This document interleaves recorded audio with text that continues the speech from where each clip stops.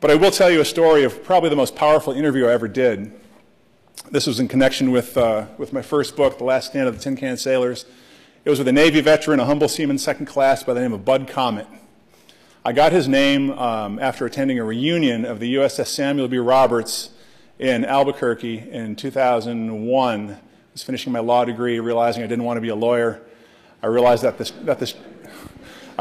childhood interest I had in World War II might actually have some application. I wear two hats in book publishing. One is as a literary agent, I represent authors, and I was dabbled in writing over the years. And when I started recalling the circumstances of the Battle off Samar, October 1944, basically the naval version of the Anderson High School football team going up against the 1993 Dallas Cowboys and winning, my first thought was, who can I get to write this book? I have all these wonderful writers I work with. And I thought about it for a bit, and I talked about it with a couple of publishing colleagues of mine, and it finally came out of those conversations. I thought, you know what, I think I'm going to give this a shot.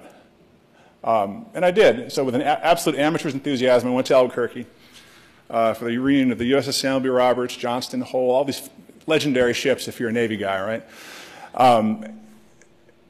The best interview I conducted was with somebody who was not in attendance at that reunion. He did not attend the reunions, and he had a reason for not attending the reunions. He kind of had an axe to grind about certain things that had happened adrift in the Philippine Sea in shark-infested waters for 3 days in the days after October 25th, 1944. His name is Bud Comet. And our interview concluded about 3 hours past the point where he said that he was not going to be able to talk to me. And those 3 hours were so powerful, I can't even tell you. He laid out the reasons essentially why he didn't attend the reunions. And they had to do with the conduct of personnel on his life raft. And they're drifting away from their sinking ship. They had acquitted themselves brilliantly against the Japanese squadron that was about 50 times their size, literally, in terms of tonnage.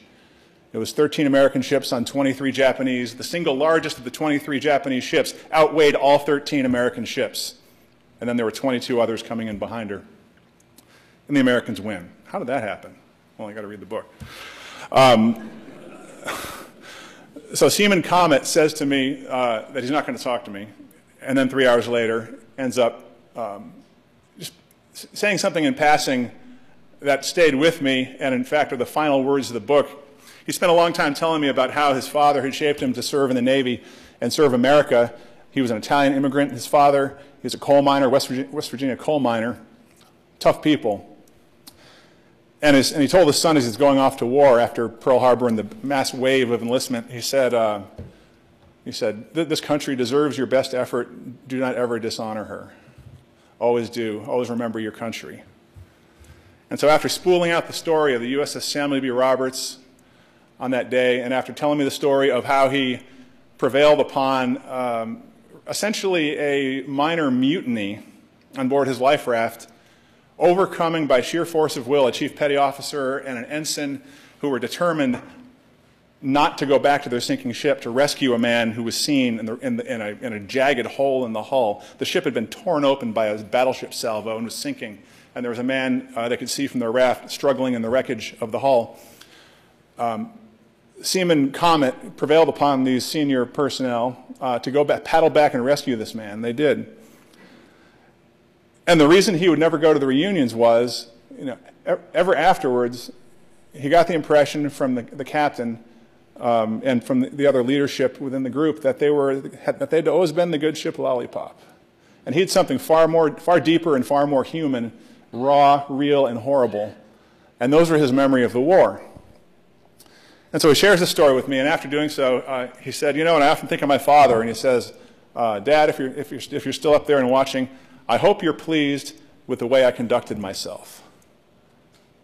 He wondered if he'd lived up to the charge that his father had given him to serve his country. This story was told with the maximum of humility that you can imagine.